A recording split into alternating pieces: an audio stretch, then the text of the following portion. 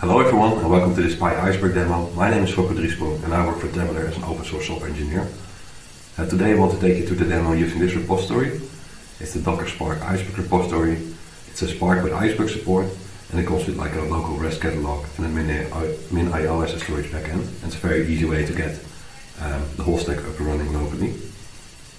So let's give the right away. Let's say docker compose up. So start the containers. And the nice thing of the Spark container is that it also hosts like a Jupyter notebook, and that allows us just to quickly create like a table that we can create later on using PyIceberg. So it's up and running. Let's first create like a database. Create a database of New York City, and what we'll do next is we'll read in like a Parquet file and write it to this table New York City.taxis.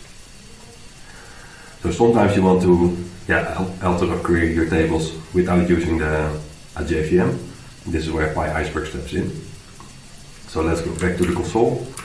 Say docker ps. We have the 3 containers running. Let's jump into the Spark one. Say docker exec. Let's open up a bash shell and then say pip install PyIceberg. Have to be closed. With pyarrow support.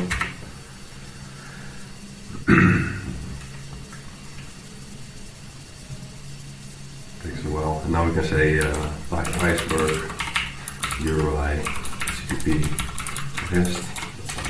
Let's get logs running on port 8181. So we can say list, and then you can see the database. Now it's not very nice to do this URI all the time. So what we can do as well is create like a config file. What we'll do here, define the catalogs, the default one as the URI to the REST catalog, and the S3 endpoint is pointing at min.io. Otherwise, it would just go to the public AWS. Select and quit. And now we should be able to omit like the URI, and that works. That's New York City, and then the taxis. We're going to say describe New York City.taxis. Now it will tell us the information about the table, so things like the schema that was last updated, the snapshots of the last operation, and the properties of the table. What's also interesting is to see like where the files are. So if you say PyIceberg files, then you can see like and the current snapshot has like one manifest and one data file, and they're all in this bucket called warehouse, which is on our local min.io. What can also be nice is, let's say, hey, you want to use it in Airflow or another programmatic way. They can also say like output is JSON, describe New York City.taxis, and then you just get it like as a JSON blob, and you can use JQ or like some other tool just to filter out the information that you need. I think that's mostly it.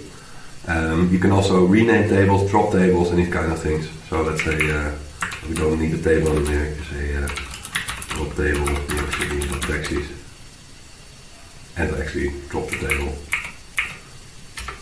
So you also have to be careful about that. Thanks for looking at this demo. I hope you find that PyIceberg interesting. It's all open source under the iceberg repository. If there are any questions, please send me a message on Slack. I'm on the iceberg Slack, or just open an issue on the repository. Please don't hesitate to reach out. Thanks. I hope you learned something today. Bye bye.